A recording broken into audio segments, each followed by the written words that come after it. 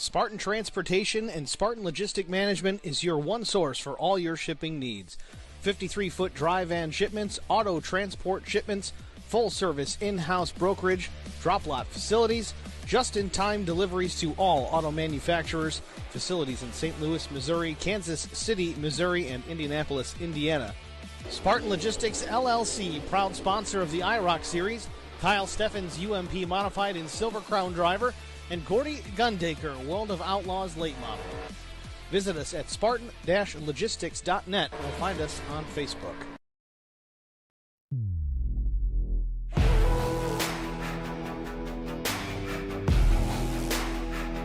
You're under my skin, closing up to the edge. No story to spin, set to enter the stage.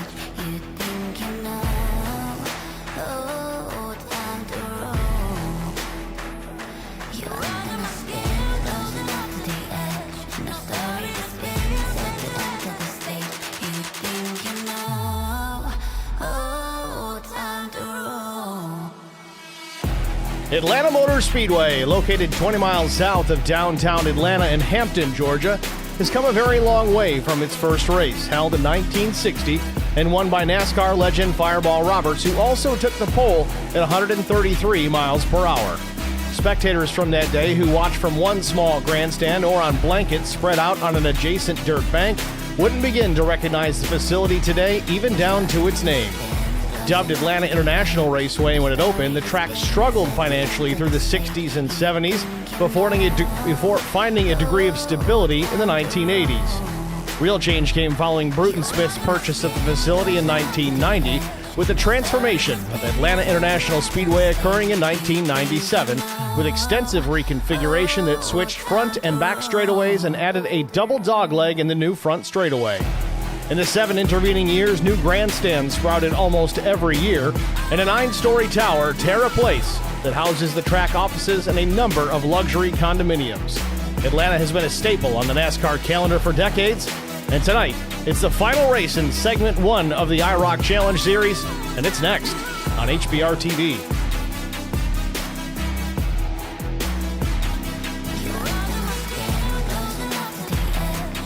Good evening, everyone. Welcome to Atlanta Motor Speedway, the virtual Atlanta Motor Speedway in Hampton, Georgia, for the final race of segment number 1 of the IROC Challenge Series. Race details for tonight: 100 laps the race distance, 65-degree ambient temperature, 20% humidity, clear skies, rather breezy with a 14-mile-an-hour breeze.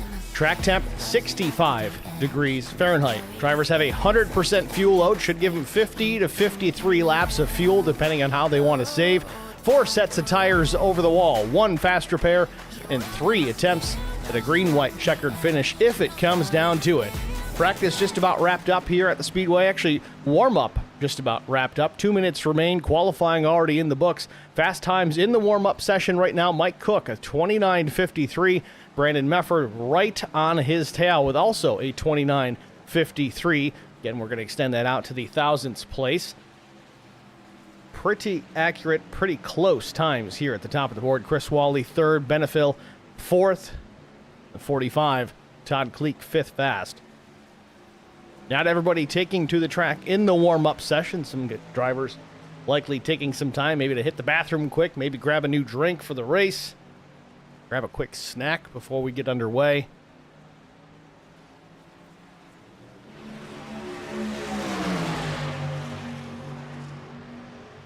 Want to make mention here, again, this is segment 1. You see it there on the green, the left side of the screen, Atlanta Motor Speedway, and then we go to segment 2.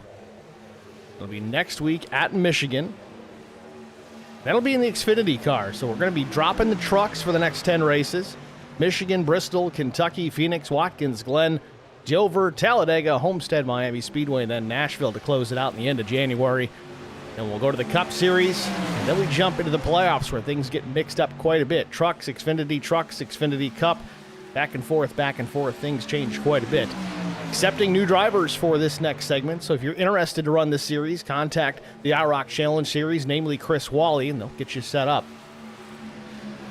More details, go to iroc-series.com/challenge-series-registration.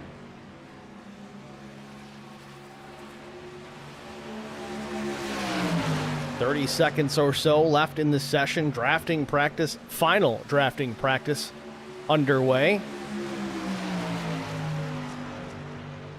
Well, we give you the rundown here to start tonight's race.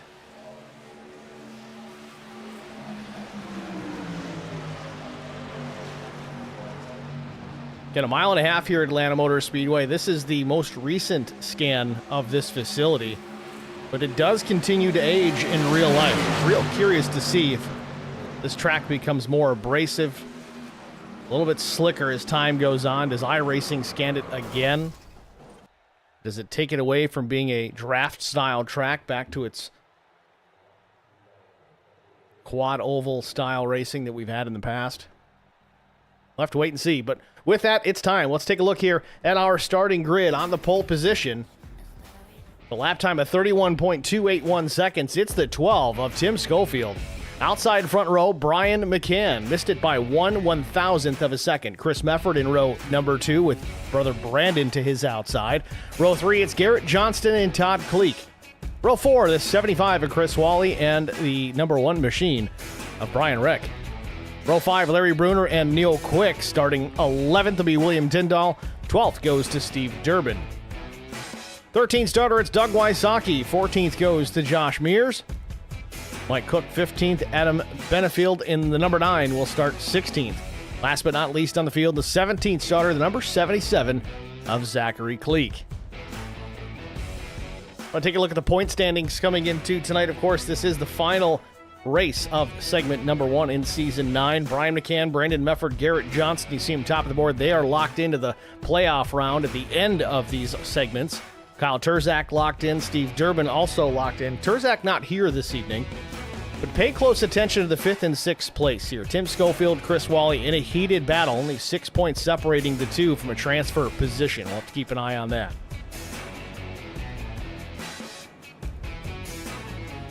Field beginning to roll off pit lane. Be green flag racing the next time by.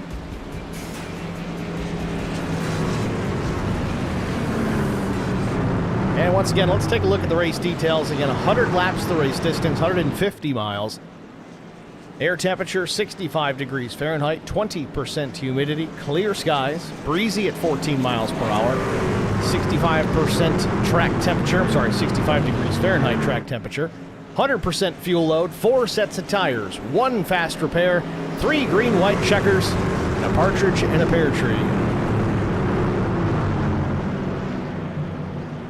Tim Schofield from the pole, leading the field through turns 3 and then 4.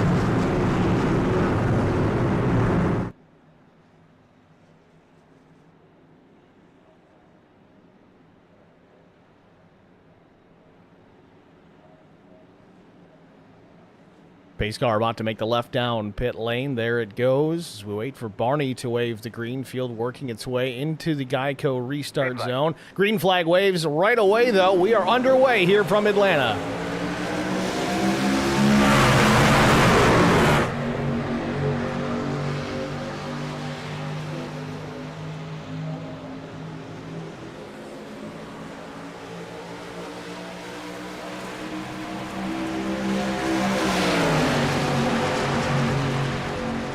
Field down the back straightaway. Schofield with a nose out in front. Into turn 3. Brian McCann to the outside. Both Mefford brothers in the second row in behind both front runners. Off turn number 4. Chris Mefford steps to the inside. Nothing doing but goes way down below the red line. Don't know if that's fair play or not. Many leagues it is not. Can't make a pass down there during the race, but the outside's working now as Brian McCann, off the nose of Brandon Mefford and Chris Wally, pushes out towards the front. Off turn number 2, Brian McCann, new leader, but Brandon Mefford switches lanes. He goes to the inside. Had a run, didn't want to waste it. Going for the race lead in 3 and 4. Chris Wally pushing McCann with everything he's got. Out of turn number 4, back to the stripe yet again. We're going to finish lap number 2, and it's a doozy. Way below the red line again. Brandon Mefford's actually going to drop down, or is he going to the back intentionally here? Hard to say. Slots back up in front of the 12 of Tim Schofield.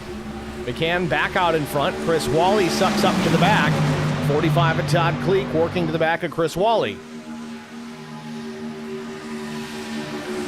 Wally now makes the move to the inside. He wants to lead this race. Almost seems like you want to lead for a lap or two to get some of them bonus points, but you don't want to be out there long. We talked about the fuel window being 50 to maybe 53 laps here, depending on how aggressively you want to save fuel tonight.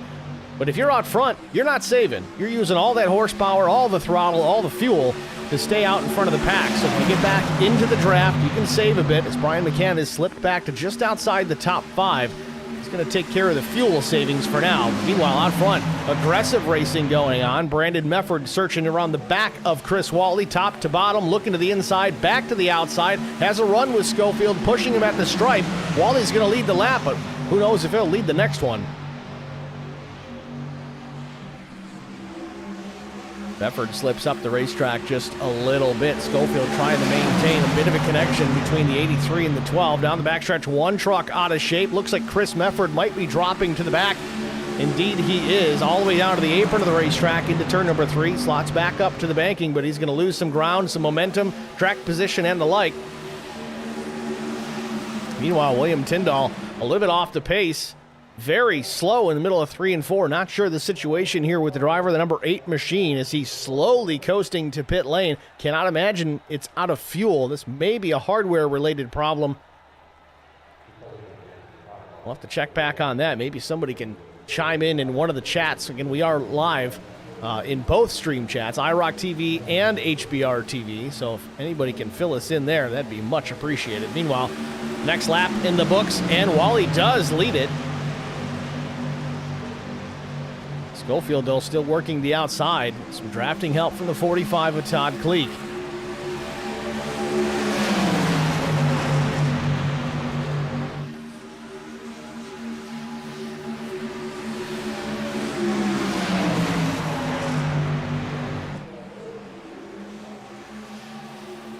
Out of turn number 4, yet again, Wally with the lead, but Mefford drops it way to the bottom of the racetrack again.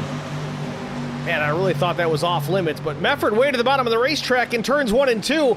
I don't know if that was intentional or not, but man, he's having a whale of a time trying to hang onto the truck, dirt tracking it off at turn number 2 on the apron of the racetrack. He saves it, but goes all the way to the back. He better hustle here. He's going to need to try and catch the draft quickly here, or he's going to be out to lunch before this one's over. Mefford doing a great job to hang on to the truck. Not sure what happened there. He took a hard left off turn number 4, seemingly intentional to get a little bit of a shortcut on the race leaders to try and get to that race lead, but it didn't pan out. Wasn't able to get back up to the banking until really the exit of turn number 2. Did a whale of a job just to keep the truck going straight down the track.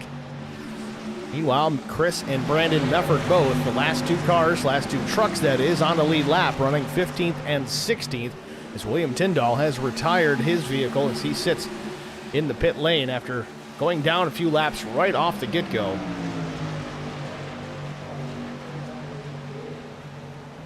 Brandon has caught brother Chris. They'll draft tandem here at the back of the pack. We'll see if they can make this one work. Meanwhile, back out front, Wally continues to lead.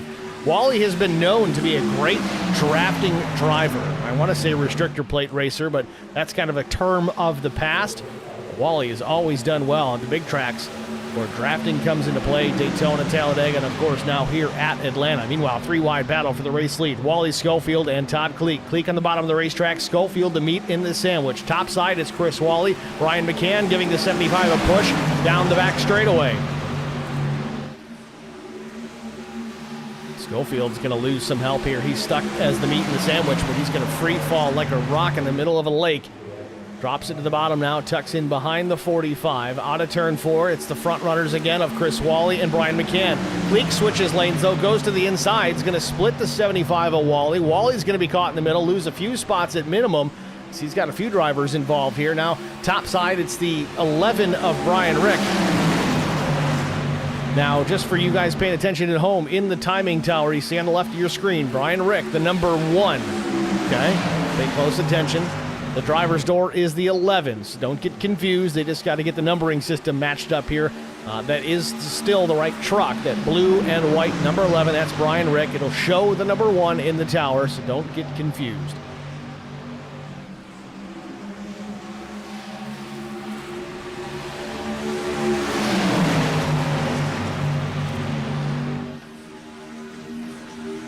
Meanwhile, Brian McCann back to the race lead. Garrett Johnston back into this picture in the number 15. He runs behind the three. On the low side, it's Todd Kleek and Tim Schofield. Schofield just won't go away. Dropped back, worked his way back to the front. Using that draft to his benefit. Now the 45 of Todd Kleek puts a nose out in front. Keeps it to the bottom of the racetrack. The number 45, the F-150 there to the inside of Brian McCann. McCann, the red, white, and blue, number 3 top side with the teal and black machine of Garrett Johnston pushing. Off turn 4, back into the dog leg for lap 15. It goes up on the board, and Kleek still leads.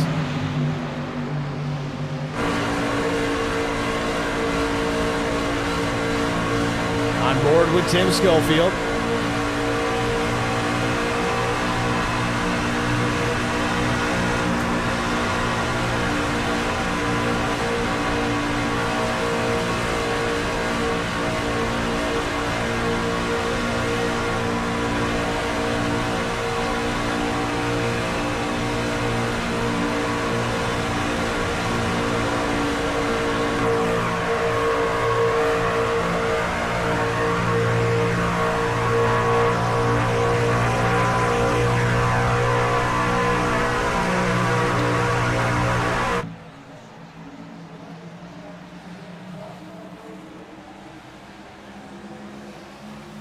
I want to say things seemingly settled down here at the front of the field, but as soon as I bring that up, things are going to come unraveled. Top 2 still side by side. That's Kleek and Brian McCann. Then the second row, it's Schofield, Garrett Johnston. Now row 3, Brian Rick, Chris Wally, side by side. Top 6, top 8 trucks there. In a bit of a group down into turns 3 and 4. McCann edges out in front, had a run down into the corner. A little bit of a push here in the dog leg, a risky place. You got to time it just perfect. Make sure those trucks got the steering wheels set in the straight direction. Don't want to have a lot of wheel input taking a push.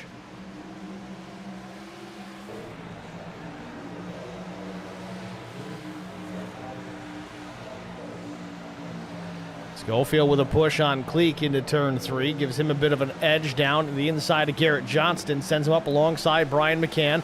Dips the left sides on the red line off turn number 4. Back to the stripe. McCann still leads.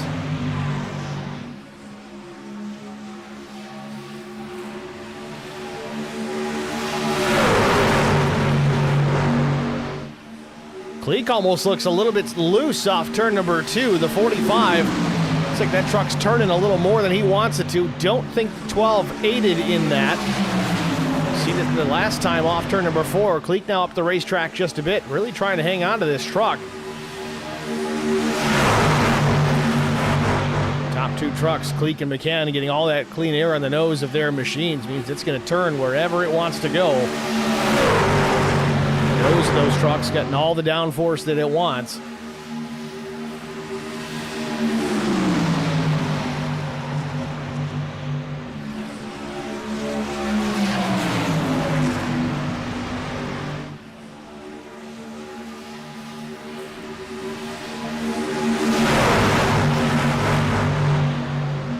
Laps go up on the board here at Atlanta Motor Speedway. It's been a back and forth battle lately here between Brian McCann and Todd Kleek. Chris Wally led some laps as he runs back in the 5th position. Tim Schofield as well. He runs there in the 4th position.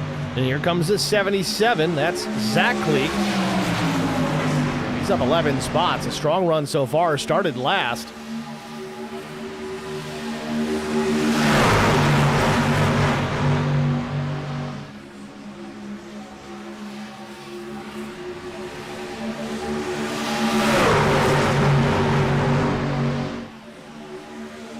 '77 takes a look to the inside on Schofield. Not enough help to get it done right now, but he's looking for room to get by the 12. Wants to get up there to draft with the number 45 of Todd Kleek.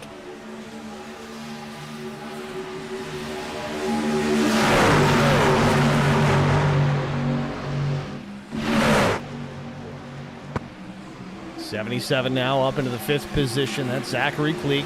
Look at the back bumper of Tim Schofield. Meanwhile, Todd Cleek gets clear. Brian McCann slots up the racetrack into the high side in front of Brian McCann. Opens the bottom for Tim Schofield. Moves the 77 of Zachary Cleek along. Now the bottom row starting to move. Tim Schofield with the lead at the stripe. He's clear. Could slot up the racetrack, but he sticks it to the bottom for now. Now side by side, it's the brothers Cleek, the 77 and the 45.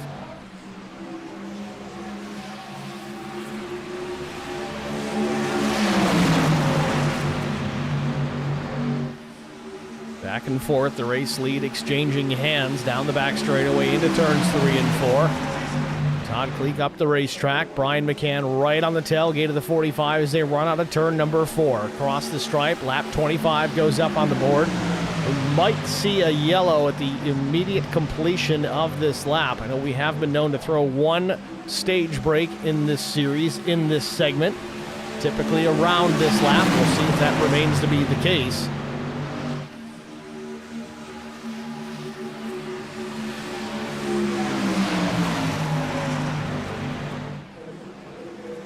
Side-by-side battle again off turn number 4. Tim Schofield has the lead for now. At the stripe, though, looks like Cleek got there first. Caution comes out. I do believe the 45 of Todd Cleek got to the stripe prior to the 12.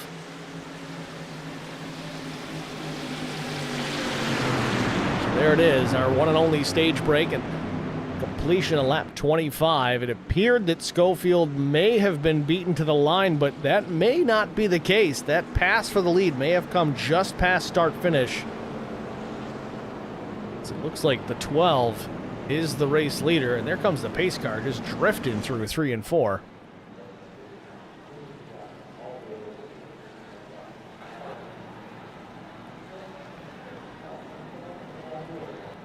Just like that, field's going to come down pit lane as it is open. 16 trucks still in the race, all still on the lead lap.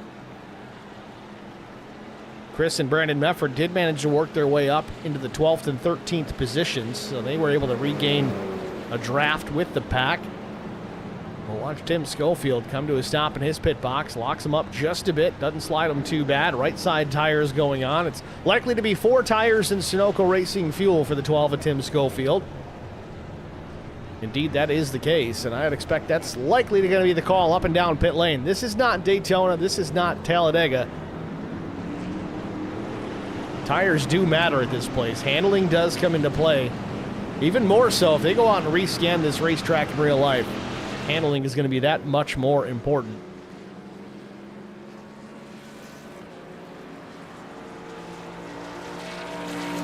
So pit stops complete. Looks like everybody took an opportunity here. 4 tires and fuel. A couple of drivers, Chris and Brandon Mefford, both opting for a little bit of damage repair. Didn't appear that they had too much terrible going on. Trucks look pretty good to me.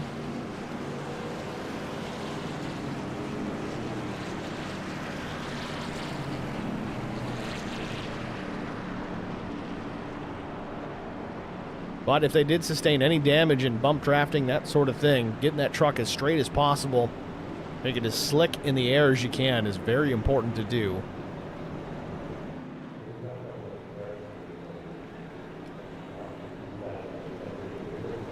So we'll do a bit of a rundown here. Tim Schofield, the leader. Then it's Brian McCann, Todd Cleek, Garrett Johnston, Adam Benefield. That's the top 5. Doug Wysocki runs 6th. Zachary Cleek 7th. Brian Rick 8th. Steve Durbin is 9th. 10th is the 36 of Mears. Larry Bruner 11th. Neil Quick 12th. Chris Wally back to 13th. Brandon Mefford 14th. 15th is Chris Mefford. Mike Cook 16th. Last car on the lead lap. And 17th is William Tyndall, and I believe he is officially out of this race.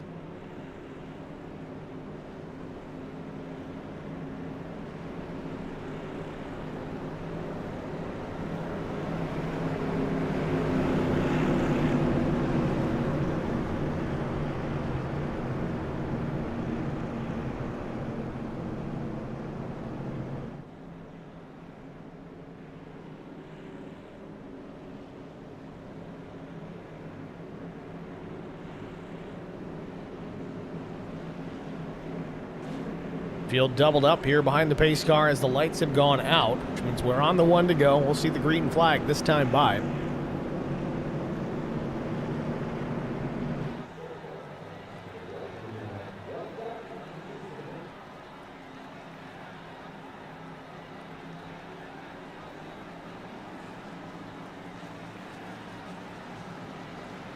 Pace car heads to pit road.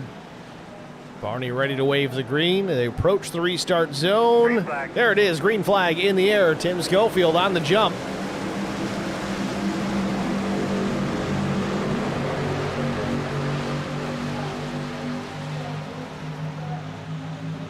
Schofield out to a 2.5 truck length advantage over the 3 of Brian McCann. McCann will draft up to the back bumper of the 12 out of turn number 2. Schofield goes to the bottom, trying to break that draft just a bit, but will it be enough? Into turn number 3, though, Schofield still has the top spot.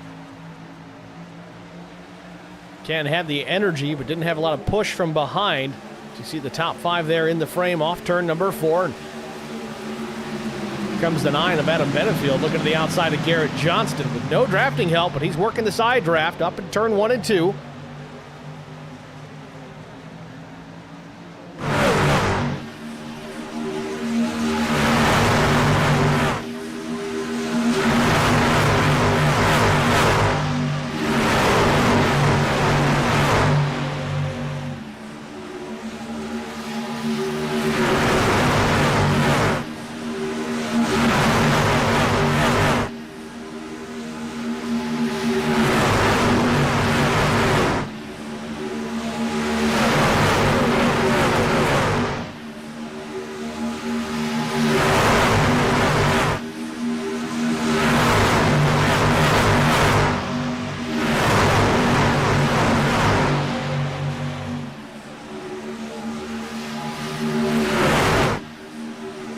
Still out front, Tim Schofield with a race lead, but to the outside, here comes the 9 of Benefield with drafting help from Zach Kleek.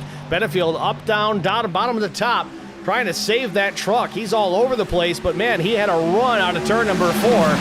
Side draft a bit off the 3 of Brian McCann, still side by side down the back straightaway. Not a ton of help topside. There's a few trucks up there, but they're not tight enough to really push the 9 around the 12.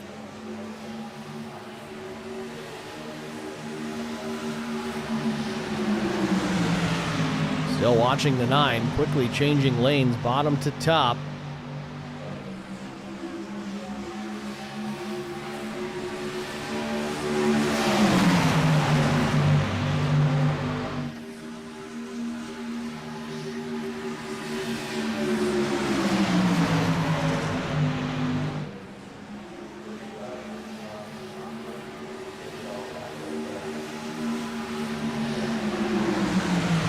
Schofield still with the lead. McCann changing it up, trying to sniff around left to right, finding a way around the 12, but to no avail.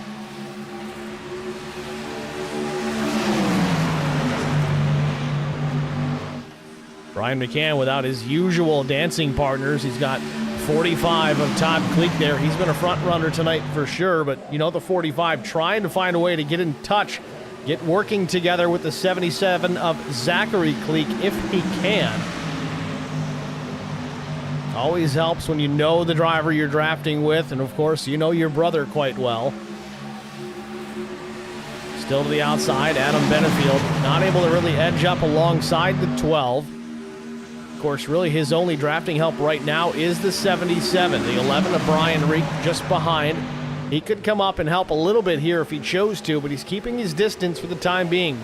Might not like what he's seeing with the 9. A little tail happy in that bed of that truck.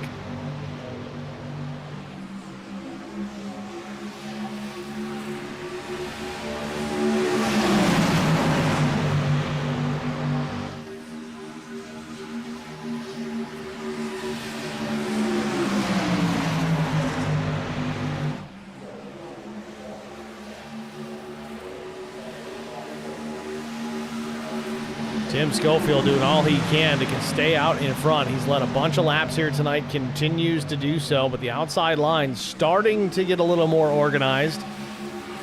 Benefield the lead truck in that outside line. Then it's Zachary Kleek, Brian Rick, and the 44 Larry Bruner.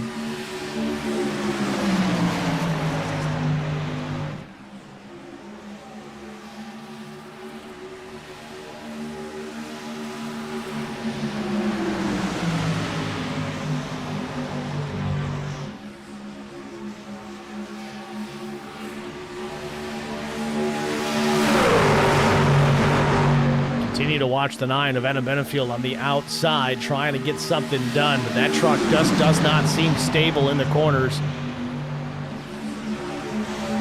Very difficult to hold his line, bouncing up and down the racetrack. Still a fast truck. On board with Tim Schofield.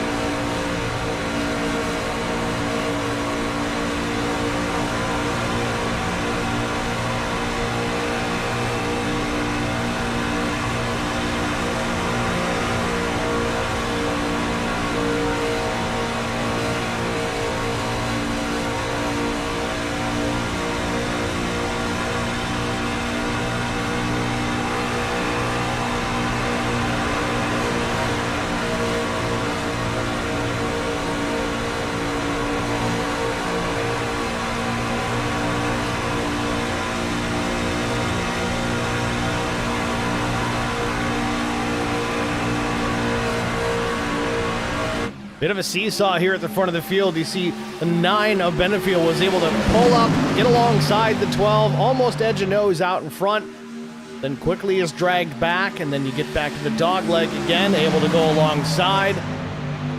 Hence the seesaw back and forth between these two here at the front of the field. Coming to the line, it'll be lap 42 to go up on the board. Approaching halfway, and these drivers made their pit stops here at lap 26. Figured again about between 50 to 54 laps being the fuel window. We'll see who does what. If we manage to stay green to get a set of green flag stops, that would certainly stretch this field out a bit, get some good drivers strung out. The way they're running right now, I don't know that we make it that far without at least another caution.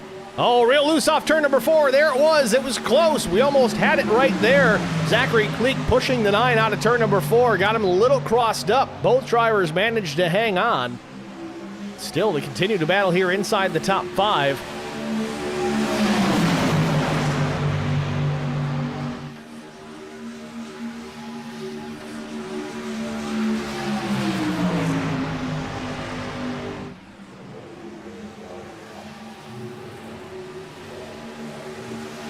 Oh man, they almost came together again in the dogleg.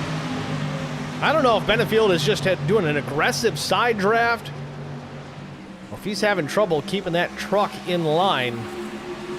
Either way, again, still looks fast here at the front of the field, but man, he's making me nervous.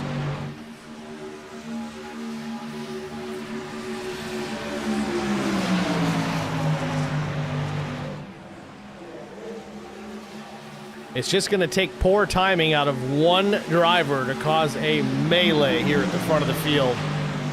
The 12 goes up the track just a hair more than normal as the 9 comes down a little more than normal, or in this case, even the 3. I think a lot of these drivers will be glad that they got a fast repair. Hopefully it doesn't come to that, but man, it's certainly making me a little apprehensive here at the front of the field. You see Tim comes up to track just a little bit.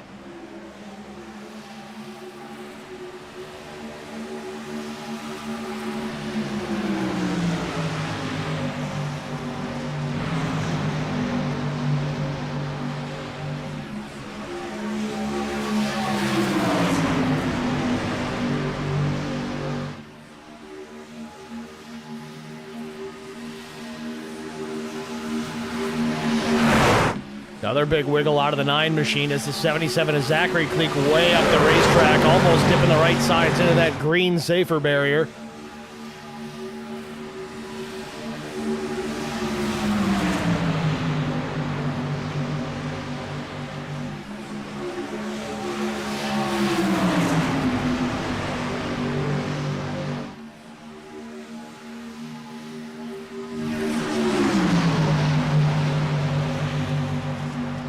Tim Schofield losing the nose of the truck again. This is what we're starting to be concerned with. Tim's getting so hot into that corner, but he can't really arc it in because he's got a truck to his outside. The problem is the nose is not sticking. Starting to wear the right front, I would assume, here on the 12. as he does continue to slide on the track, and he does it again. Getting closer and closer to the outside machine of Adam Benefield in that number 9 Toyota.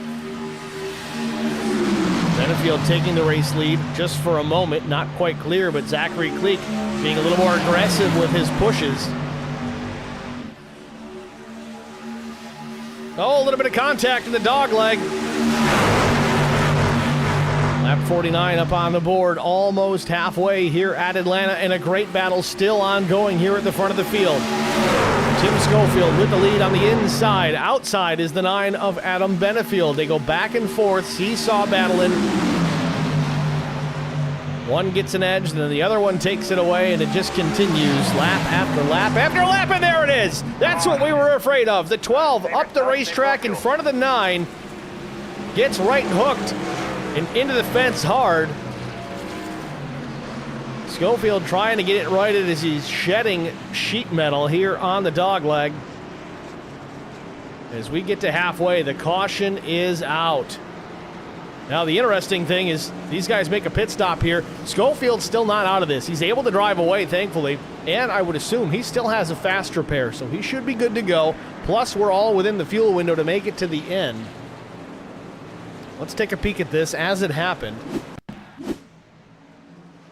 Oh, man.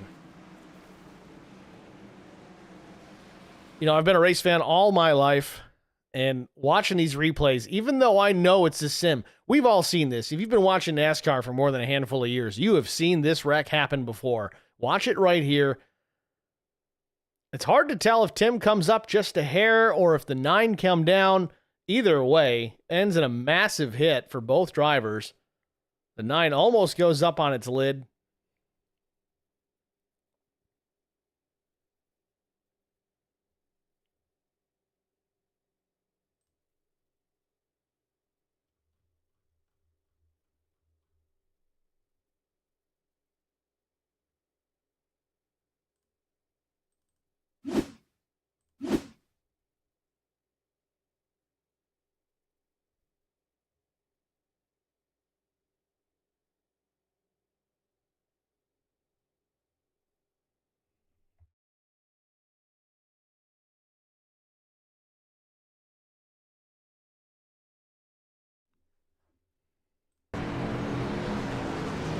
I want to see if I can get a replay of this with in-car from Tim Schofield.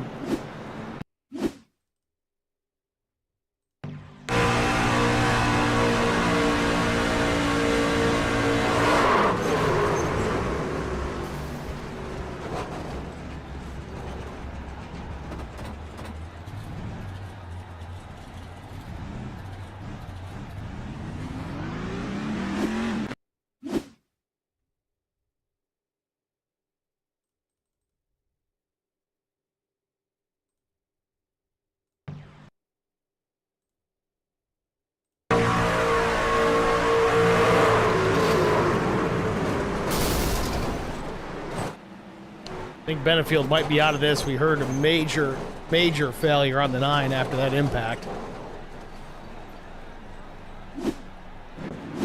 I hate to say it, it almost seems that from that perspective that the 9 may have been trying to side draft just a little too aggressively in that instance. And we got lots of racing left here, about 49 laps to be specific. Great racing up until that point. Tough break. First caution for cause here tonight. Coming out about lap 50. Right at halfway. Again, 50 to 54 laps, the fuel window. And again, with these caution laps, we're going to get the restart this time by. It'll be at lap 53. So we should be good to go to the end, at least on fuel. But if we make this run all the way to the finish on this set of tires, that's going to be the question, because as you get deeper and deeper into the run, these tires, well, they get a little less cooperative.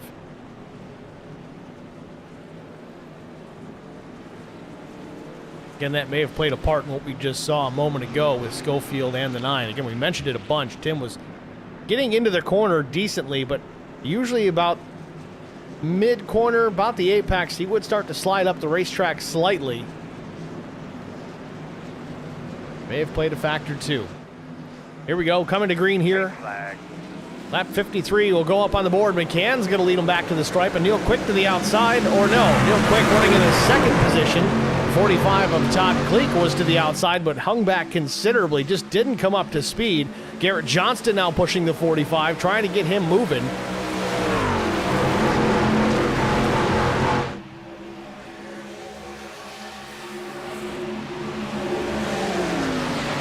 Todd Cleek goes to the inside of Neil Quick in turn number 3. He wants the second spot, maybe going to try and take more as he's alongside Brian McCann, and here comes the 99.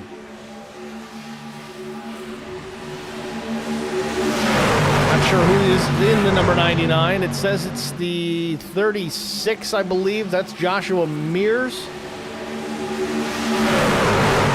So another number mismatch, but in case you're wondering, it is indeed the 36 in timing and scoring, the 99 on the racetrack. McCann able to hold off the charge, maintains the top spot. Neil Quick giving the 3 a solid push.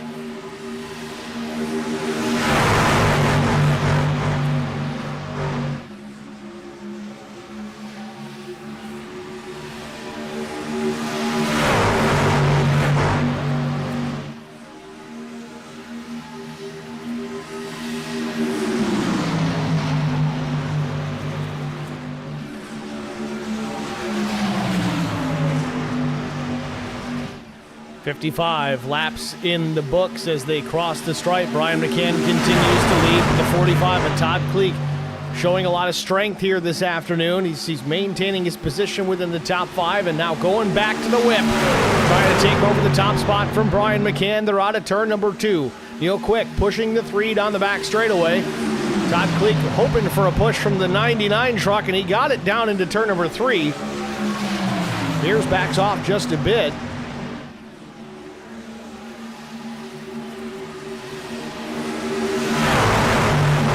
The stripe, the outside line now organized and tightened up. Neil Quick pushing Brian McCann through the corner. A bit of a tandem there through 1 and 2. It's going to push the 3 and the 2 out in front of the rest of this field a bit. Garrett Johnston going to pull the draft a bit. Truck and a half off the back bumper of Neil Quick.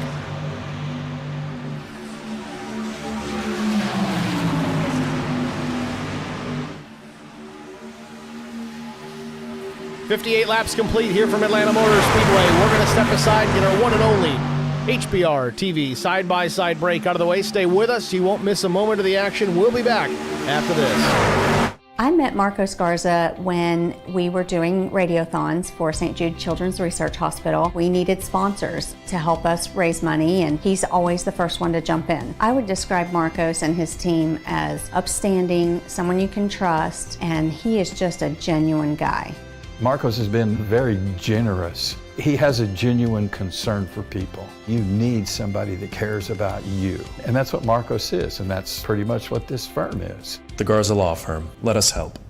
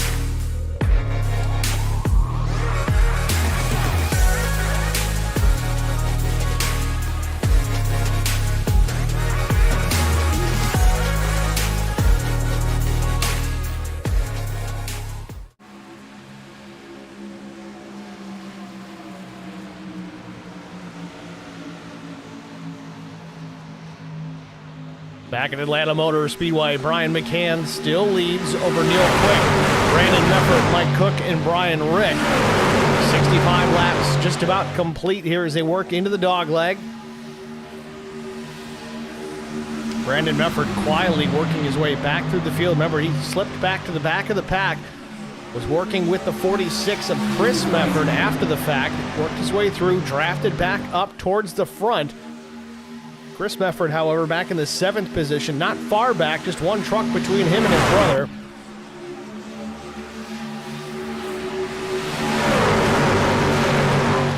Meanwhile, Brian McCann continues to utilize that top line. I'm not sure if that's just a managing strategy to take care of the tires a little bit better. Remember, the 12 of Schofield was running the bottom of the racetrack for the majority of his time out in front. You just got to wonder if that's what burned the right front off that truck.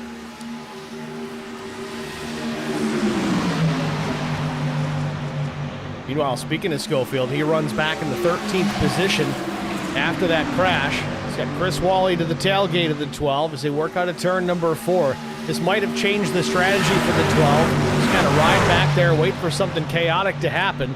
Some of these drivers will not have a faster pair, maybe gain some track position by way of an accident.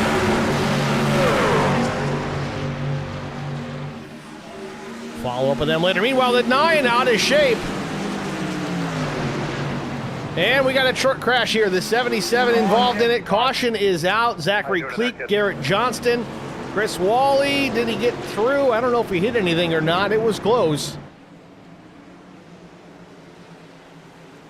I think we had 2 incidents getting underway all at the same time. The first one that caught my eye was the 9 of Adam Benefield.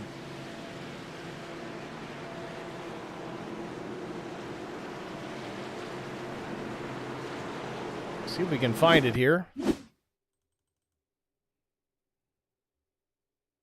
So it does look like 2 different instances. Well, watch the 9 here. This is off turn number 2 a moment ago. Oh, the 11, it looks like Brian Rick, or was that the 46? Can't tell. I think that's the 46. Yeah, 46 goes up, hits the wall. I don't know if that was off the nose of Johnston or not. Either way, those 2 come together. I think Adam Benefield's move was just trying to take evasive action, get to the inside, and avoid the chaos. Then Zachary Cleek gets into the back of the 15 machine. And then Johnston, from that impact, trying to save it. Cleek gets into him again. Then here comes Mears. He gets into the 77 of Cleek. Tim Schofield may come in and get a big piece of this as well. Yes, he does. Brian Rick just threading the needle, getting through that.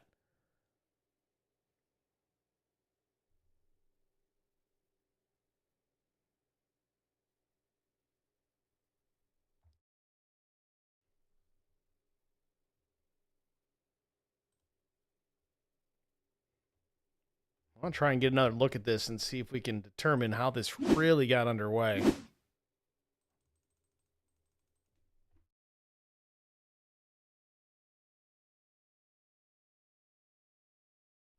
So let's watch the 46 here. This is coming out of turn number 2. The 46, Chris Meffert. I think he goes up, loses the nose a bit. He's going to get the truck up into the fence, which of course is going to break his momentum considerably. He's trying to save the truck. Checks up a bit, a little bit of a tank slap. He's going to hit the wall again, and this is where Johnston's going to get into him. And this is really where this all kicks off. Meffert loses the TV panel on the back of the truck. And there you see Cleek just driving in the back of Johnston.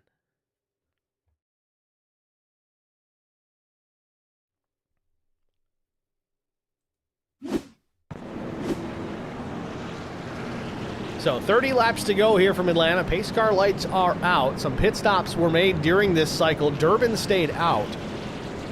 Just about everybody else, though, came down to pit. Brian McCann, Meffert, Cleek, Wysocki, Brian Rick, Mike Cook, Chris Meffert, Chris Wally, Josh Mears, Garrett Johnston. Everybody up and down pit lane. Todd Cleek might have been just right sides. More fuel only, hard to say. A 9.7 second stop, but McCann and Brandon Meffert both, 4 tires and fuel.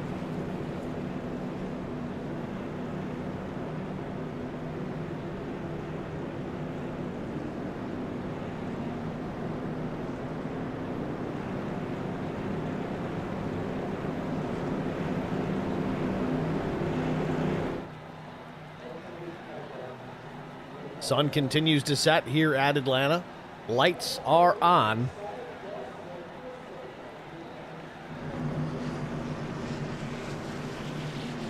So we try to get set here for another restart. It'll be coming at lap 72. Give us 29 laps to go. Pace car makes the left turn. Green flag. Green back in the air. Durbin on the gas. McCann with a quick reaction as well. He's got the momentum already along the outside of the 42.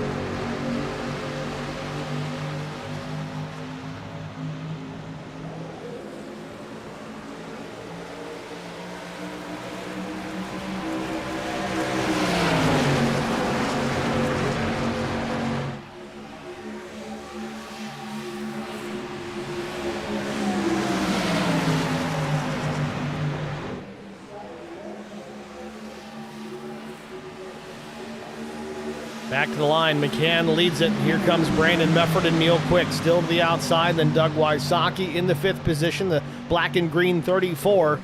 4th truck in line on the outside. To the bottom, it's still Durbin and Todd Kleek.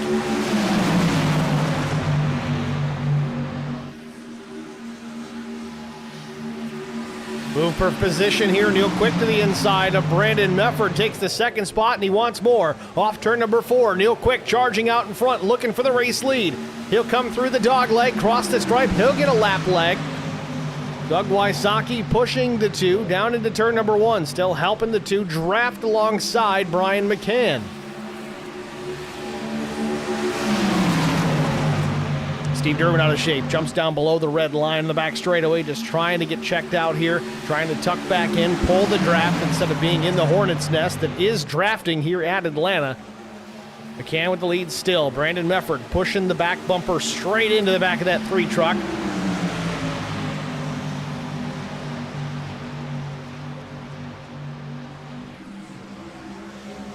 And Benefield with a big run as he closes the gap on Garrett Johnston. Benefield running 14th, though not on the lead lap. If we were to get another caution, though, he would get that lucky dog as long as he wasn't part of it. Time will tell as we're coming to 25 laps to go, and we got a battle for the lead again. Quick, way to the bottom of the racetrack. Loses a ton of momentum in doing so. May even open the door for Wysocki. No, slams it shut on the 34. Out front still, top 2, McCann and Mefford.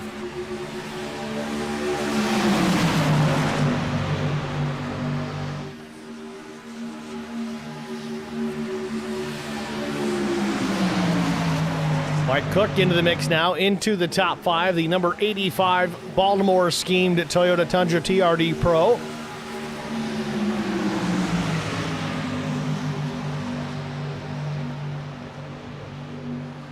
Ryan Rick up the racetrack, and the blue and white number 11 almost scrapes the wall yet again. Still shown in the 6th position. The 45 of Todd Kleek in 7th to the inside. Kleek, a powerhouse here tonight, was running mostly top 3 for the majority of the evening. Runs just outside the top 5 for the time being, but likely to be a factor before this one is out. Back to the stripe. McCann leads it side by side for the 2nd spot. It's Neil Quick and Brandon Mefford.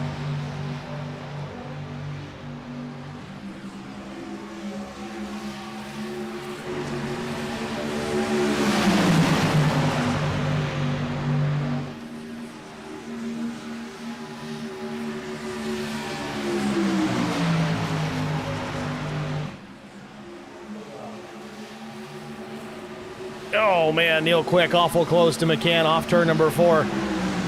2 trying to drag the 3 back with a little side draft himself, but in the meantime, he wasn't paying attention to the 34, Wysocki. They're 3 wide for the 2nd spot. Wysocki in the bottom, Quick in the middle, Brandon Mefford up top.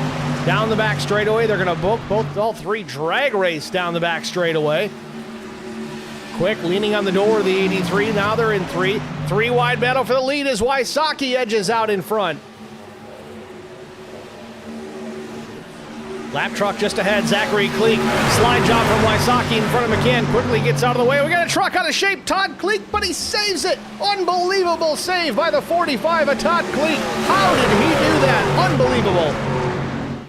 Still out front now, Neil Quick, Doug Wysocki, Brian McCann. Things have switched up here a bit at the front of the field as Zachary Cleek in the 77 going down another lap. I thought for sure the 45 was going up the racetrack and in front of traffic. Managed to hang on to it. Everybody avoided. Todd Cleek maintains his position inside the top 10. Meanwhile, Doug Wysocki still to the inside, trying to take the race lead back from Neil Quick. Looks like he's got it done, but stays in his lane. Down the backstretch, still to the inside. Outside line starting to move again. Now drafting help from the 77. So Cleek is a lap down, make it 4 laps down. He can still push, he can still draft, he can help out that 34 if he wants. In turn, it's going to help his brother, the 45 of Todd Cleek, draft up as well. Still the battle for the race lead. It's Wysocki and Quick. With less than 19 laps to go, they're off turn number 2.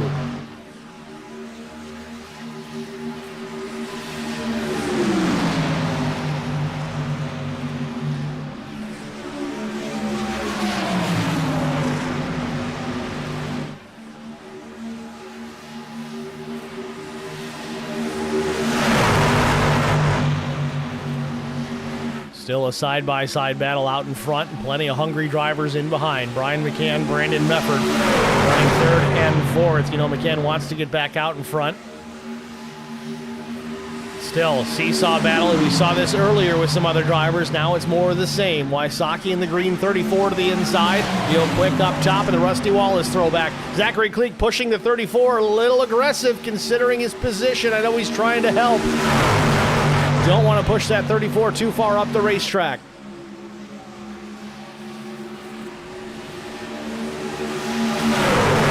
Lap after lap, you can see it in the timing tower. It goes Quick to Wysocki, to Quick to Wysocki, back to Quick on the back straightaway.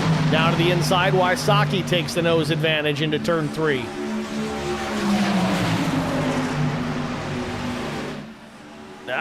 Doug had a chance, didn't take it all the way, and he's going to open himself up. Now the 77 is going to pull the 45 alongside. Oh, Zachary Cleek making contact with a lead lap truck here as they work through turns 1 and 2.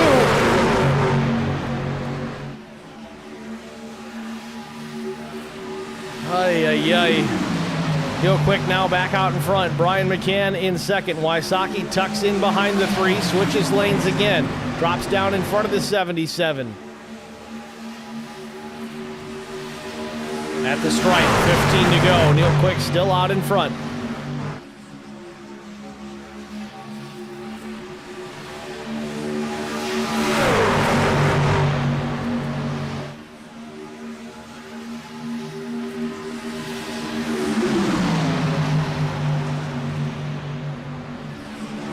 Neil Quick surprisingly without a win yet this season, looking for number 1 before this segment is out. Not really the type of racing that Neil Quick really loves and enjoys, but man, he certainly has gotten better at it over the years.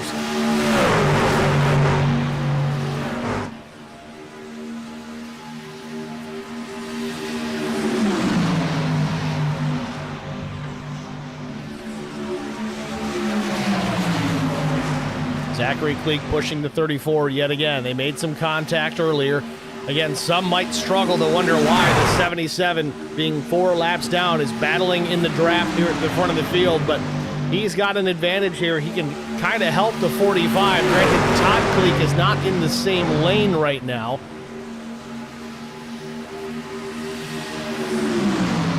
As the driver of that 77, you just don't want to be the reason for a crash up here.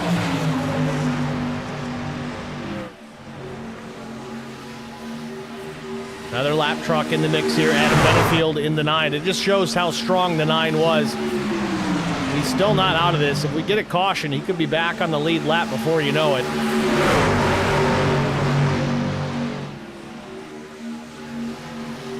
Eleven and a half laps to go. Neil Quick still the leader. Second runs Doug Wysocki. Then Brian McCann. Then Brandon Mefford. Todd Cleek running in the 5th position in the number 45. We got a couple of lap trucks in the mix, the 77 and the 9. The 77 is Zachary Cleek, 4 laps down. Adam Benefield, 1 lap down.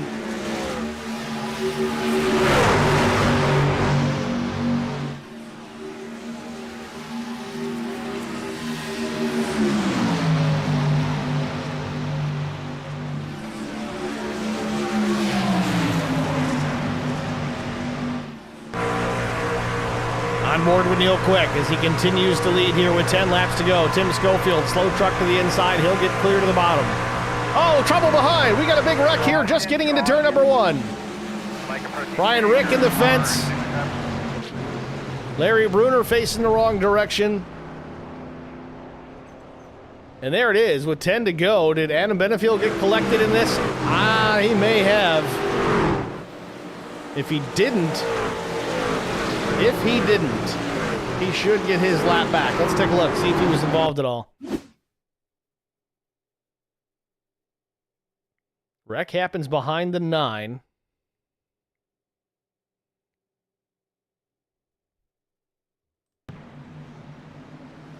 I think Adam Benefield is going to get a lap back here. You see the 77 drop down low.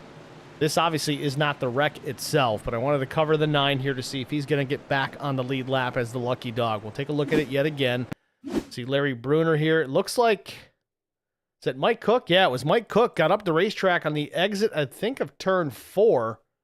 No, this was the exit of the dog leg. Watch the 85 truck.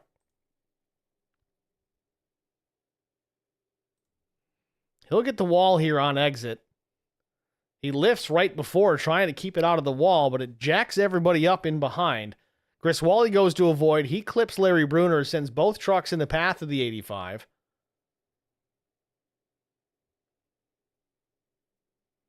Brian Rick's going to get a piece of it with the right front.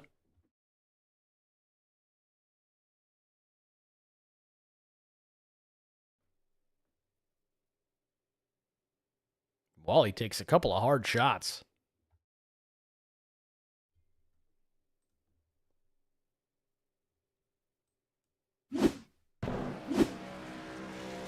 So there it is. Adam Benefield, shown as the 11th place truck, should get his lap back here.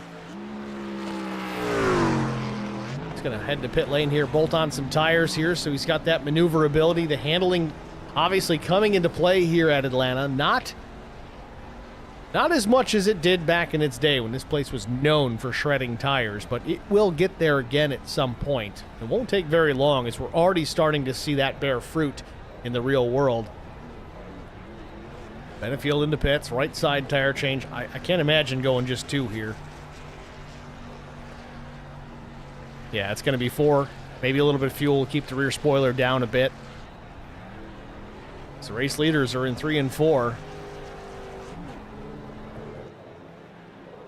So I'm expecting we'll get the 1 to go here. It'll be 7 to go, then 6 laps remain when we take the green. That's my estimate. Again, we do have the opportunity for green-white checkers, up to 3 if we need them.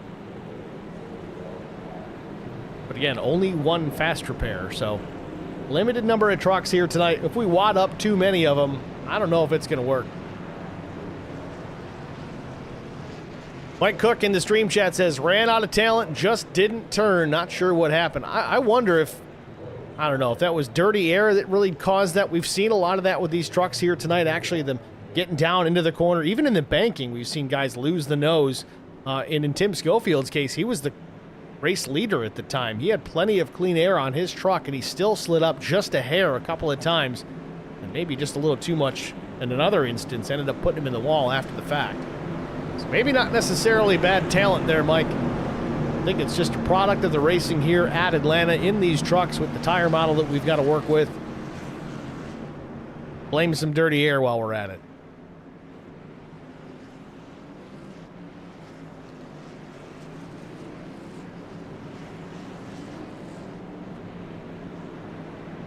So as you see it, pace car lights have gone out. Starting to get doubled up here, if not already, for the restart with 6 laps to go. To settle things here from Atlanta. Front row is going to be Brian McCann, Neil Quick. I believe Neil is the race leader. I think he opted for the high side here.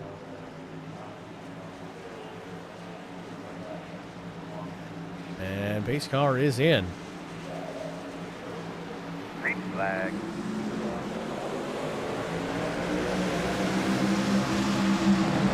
Quick and McCann fired about the same time, but Doug Wysocki, a couple of truck lengths off the back bumper of the 3s. They worked down into turns 1 and 2. Brandon Mefford pushing the two of Neil Quick with all he's got, but Brian McCann holding his own here without really any drafting help. Todd Cleek slips up the racetrack. Chris Mefford goes to the inside, makes it 3 wide down the back straightaway. Chris Mefford knows it's time to go. But where are you going to go? You got to make some holes here to get it done.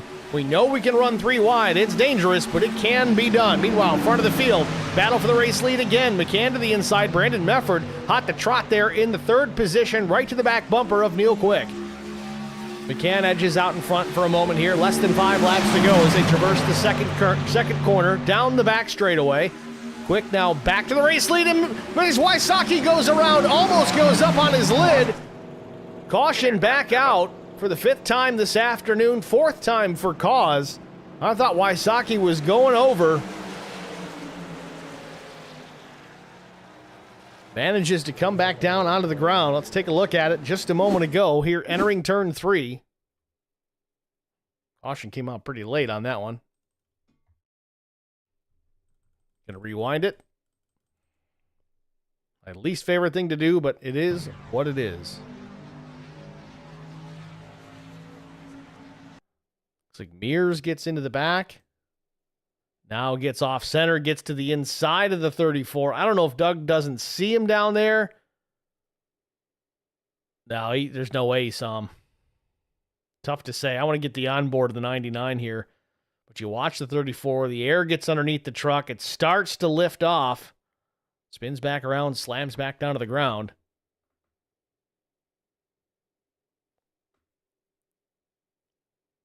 Doug's going to get a big piece of the wall there. Tough break for the 34. He's having a strong night.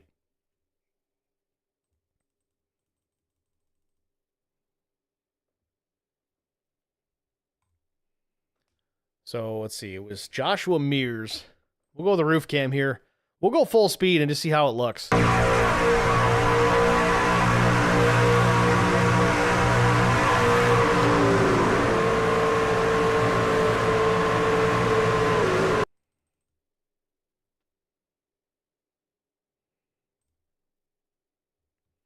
Gives him a big bump here off of 2. Gets to the inside, and he's just hugging that red line because he doesn't want to make the pass below the red line. Doug tries to either go to the inside to either block or make a move on the 3, and of course, Mears is there.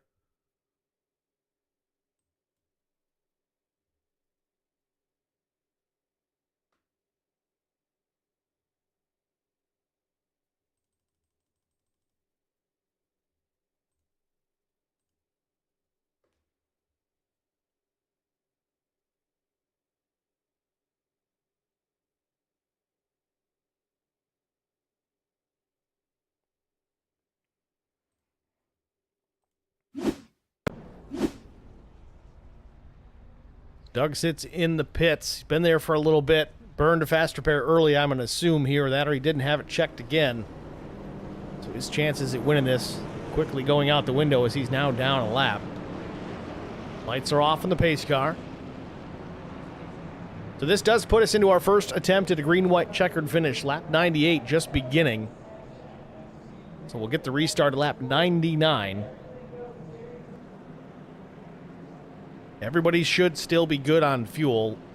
The oldest pit stops are lap 69. So with a 50 minimum, 50 lap fuel window, these guys are plenty to the good for even a few green-white checkers if we end up needing them. Front row is going to be Quick, McCann, and Brandon Mefford, Garrett Johnston, Chris Mefford, and Josh Mears.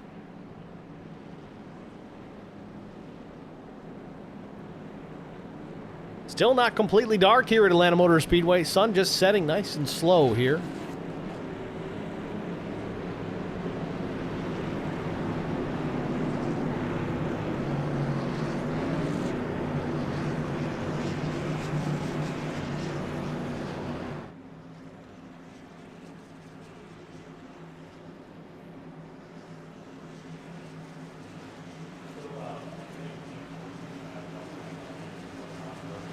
Pace car heads to pit road for the final time, hopefully here at Atlanta. Barney with the green.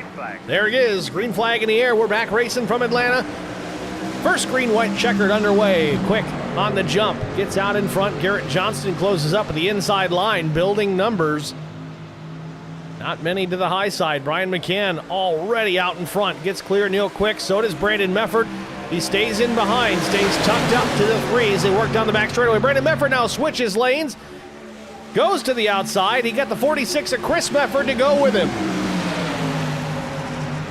2 laps to go. There'll be white flag here when we cross the stripe. Into the dog leg. There it is. Final lap from Atlanta Motor Speedway. Mears all the way to the bottom. Contact with Johnston. Last lap. Oh, and he's dirt tracking it, and he saves it. What a save by Mears. Still out in front. Brandon Mefford. A little bit of contact with Chris Mefford. Oh, Mears finally gives up the ghost off turn number 2. Tough break for him. Battle continues for the race lead and the win here at Atlanta Motor Speedway. Brandon Mefford way up the racetrack. Brian McCann to the inside with a power move to the bottom. Coming to the line, into the dogleg. Who's going to win it? Oh, I think it was Brian McCann, but we got a melee in behind him. Trucks crashing everywhere. Big time rollover for the 15 of Garrett Johnston. And Johnston's going to come home third. Brian McCann with the win, officially taking it by a 10th over Neil Quick. Take a look at it here yet again. Coming to the finish. McCann had a big-time run into 3 and 4. Adam Benefield get crossed up from the 46. McCann goes way to the bottom of the racetrack, shortcutting the best that he can, but look at this melee in behind him. 3 wide, but times 2, 4, 5 wide, it looked like in some instances. And then the wreck is on.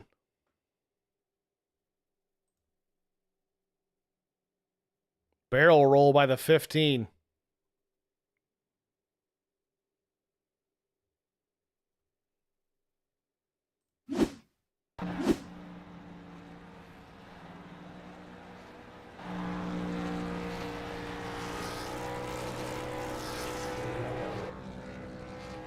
Not sure what Brian McCann's doing here. Just rolling backwards.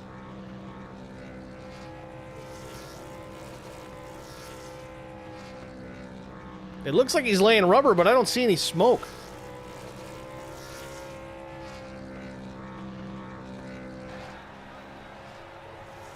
He's trying to do a backward burnout, but there's the smoke coming out of the engine as that thing grenades. That's all she wrote for the 3. We'll step aside here, get our break out of the way. We'll be back with our top 3 finishers after this. I met Marcos Garza when we were doing radiothons for St. Jude Children's Research Hospital. We needed sponsors to help us raise money, and he's always the first one to jump in. I would describe Marcos and his team as upstanding, someone you can trust, and he is just a genuine guy.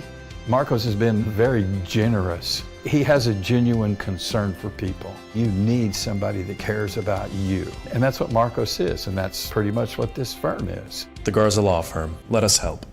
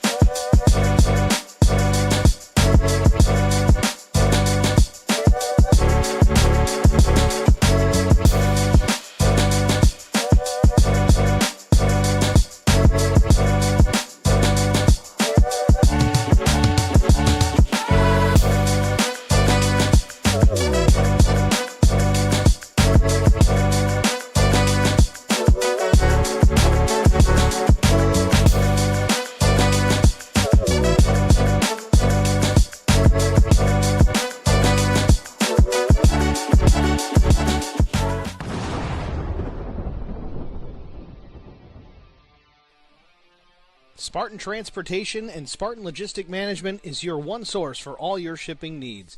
53-foot dry van shipments, auto transport shipments, full-service in-house brokerage, drop-lot facilities, just-in-time deliveries to all auto manufacturers, facilities in St. Louis, Missouri, Kansas City, Missouri, and Indianapolis, Indiana. Spartan Logistics LLC, proud sponsor of the IROC Series, Kyle Steffens UMP Modified and Silver Crown Driver, and Gordy Gundaker, World of Outlaws Late Model. Visit us at spartan-logistics.net or find us on Facebook. Back at Atlanta Motor Speedway for a thrilling finish to segment 1 of the IROC Challenge Series. Brian McCann from the outside pole. He's going to take the race win. We're going to get a word with the driver of that number 3 machine. Brian McCann, it's Steve with HBR TV. Got a copy? I do. Brian, congratulations. An awesome win, man. You are the epitome of do not quit. Do not give up. Watching that last lap as they came to the white flag, I thought Brandon Mefford had you covered, but not to be. You had a whale of a run getting into 3 and 4. Walk us through that. Where did that run come from? Did you have some help from the back? I was just watching the replay right before you pulled me up, and I think I'm going to have to thank Neil for that win there, because Neil stuck it up the middle and ended up breaking up Brandon and Chris. They had an amazing run on that top side. I thought for sure when we were in on the backstretch there, they were going to, one of those two guys were going to win it. You know, I didn't feel like I was going to be able to make it, but once Neil put it up the middle, it just slowed them up so much, and it just opened the door for me. Well, certainly helped. It wasn't a lucked-in win by any means. Of course, the drafting played a part, but you were up in front of this thing a lot of the evening tonight. What is the key to getting around this place? It's not much like Daytona or Talladega. Yes, we work with the draft, and you've got to have a dancing partner out there, but this place is tough. Yeah, if you were stuck on the bottom side for 20, 30, whatever laps of green flag run, your tires started to drop off a little bit. So that outside on a long run was pretty dominant. That's why I was just running that most of the time, and like a lot of people would follow me. And then 10 laps into the run, it was hard to get around somebody running that top side. So really just that top side seemed dominant. Well, it worked out in the end. You take the checkered flag, 4th win on the season already in this first segment. A very stellar beginning to this. We move forward on the 11th next week, Michigan Speedway. We switch things up. We're in the Xfinity car. I know you've got some experience in that piece of equipment as well. How do you feel about your chances at starting segment 2 off with another win? Oh, I love the Xfinity car. It's my favorite car. And Michigan's one of my favorite tracks. So I'm really looking forward to next week. Just do what we've been doing, I guess. Go out there and just try to save a tire and try not to get involved in a wreck. Well, we look forward to it, Brian. Again, congratulations. Race win number 4. Who do you want to thank? My family, you for doing the broadcast, Chris Wally, and everybody who helps out with this league, including the sponsors, drivers for showing up, and everybody watching tonight. Thank you. That's Brian McCann, your race winner here from Atlanta Motor Speedway. Wish him the best of luck next week at Michigan. Keep that in mind, folks. We're switching things up. Going Xfinity racing next week on the 11th. Same time, same channel, but it'll be at Michigan Speedway, so make sure you tune in for that. Next, we're going to pull Neil Quick up into the broadcast booth, our runner-up here tonight. Neil had some time out here at the front this evening. Not his favorite type of racing by any means, but man, every time we see him, he's out in the front late in these races. Neil, it's Steve in the booth. You got me? Yeah, I got you, Steve. Neil, congratulations. I know you're dejected. Second place sucks. It's not your favorite place to finish, but you had a strong run here late, of course. Little strategy early on, riding out in the back, trying to avoid the BS and not get collected in somebody else's problem, but you were there at the end. What has been the change for you on this style of racing that you've been able to be competitive here late in these races? Just trying to buy you time and have something at the end. I mean, the first 50, 60 laps, I just spent my time thinking how cool this would be to fill it with water and stock it with fish.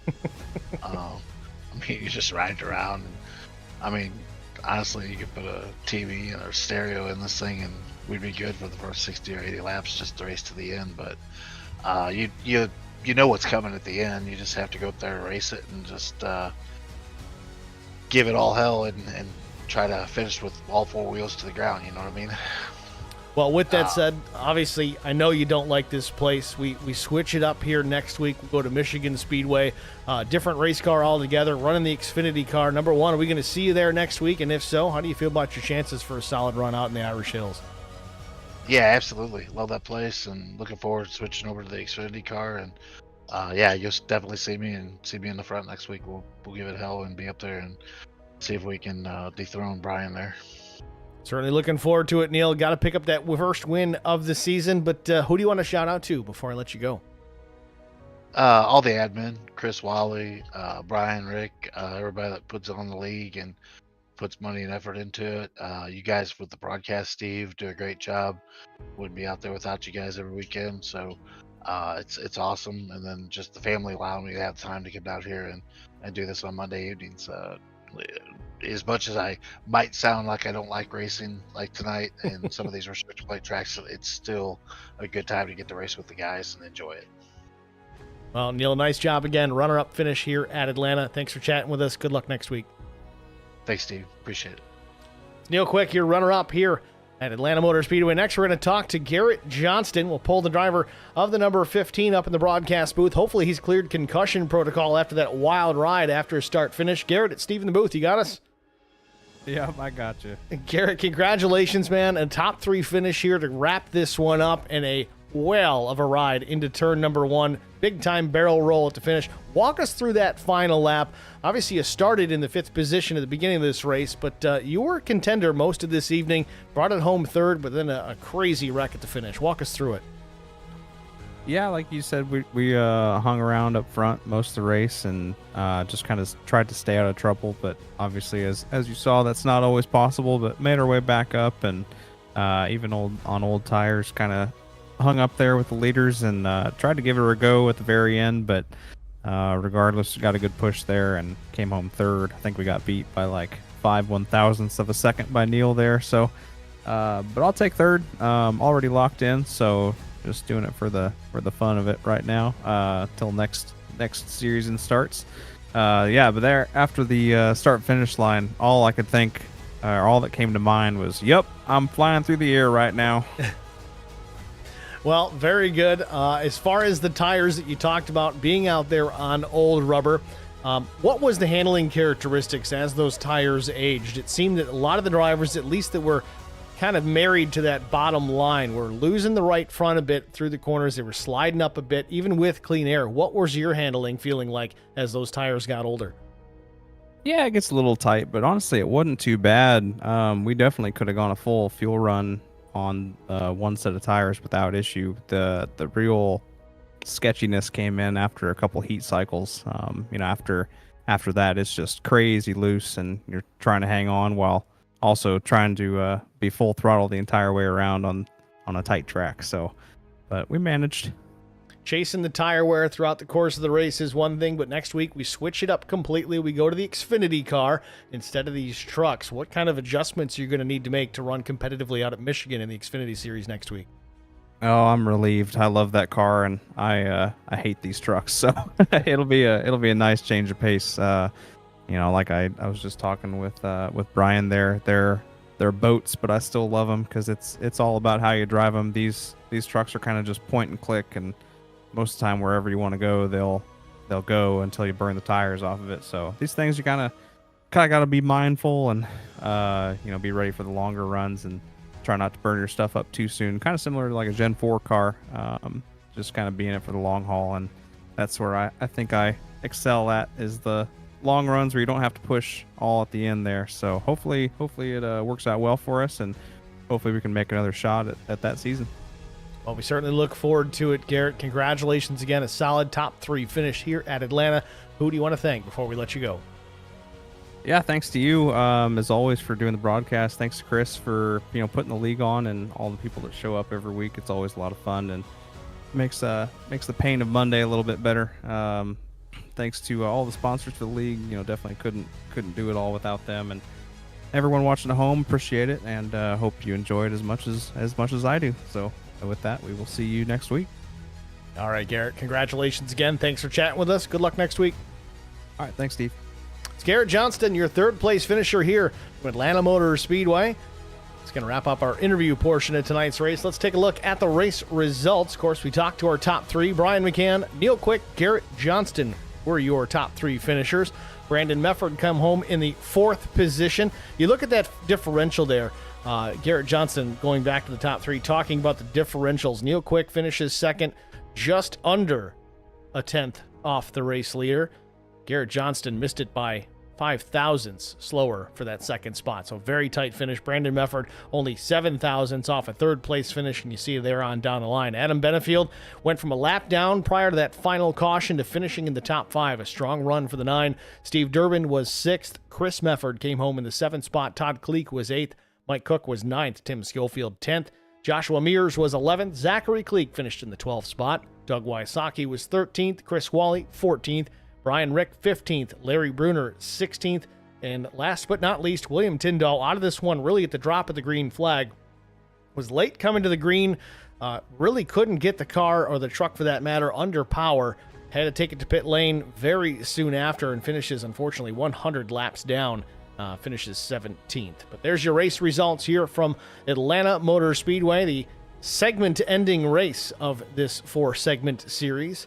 We move on to the Xfinity cars next week at Michigan Speedway. Again, same time, same channel, same everything, just a different race car and a different venue. So it should be fun to watch that race next week. Make sure you're here to watch it at HBR TV, youtube.com/@HBR TV1. Check us out there. Share it with your friends. If you didn't already click the like button here tonight, go ahead and hit the thumbs up. We do appreciate that. It's free to do and helps push the video out to wider audiences, get some fresh eyes on it, and hopefully some fresh drivers as we are actively accepting new drivers for this series. Again, the schedule coming up. This is where we're at. We just finished Atlanta here. Today's the 4th. Next week, you see it there in the middle column of the screen. Season 9, Segment 2, Xfinity, Michigan, Bristol, Kentucky, Phoenix, Watkins Glen, Dover, Talladega, Homestead, and Nashville.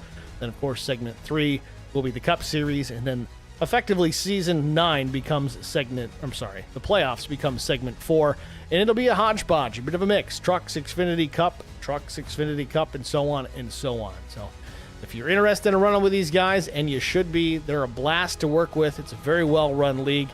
Check those guys out. Again, IROC-series.com/challenge-series-registration. If you want to go ahead and register and then touch base with Chris Wally in the Discord, they can get you all squared away through that website. Start there and work your way through. That's going to wrap it up for us here at HBR TV. Congratulations again to Brian McCann, taking home yet his 4th win of this 10-race segment. We move on to Michigan next week. That'll do it for us. Thanks for watching, guys. Have a good night.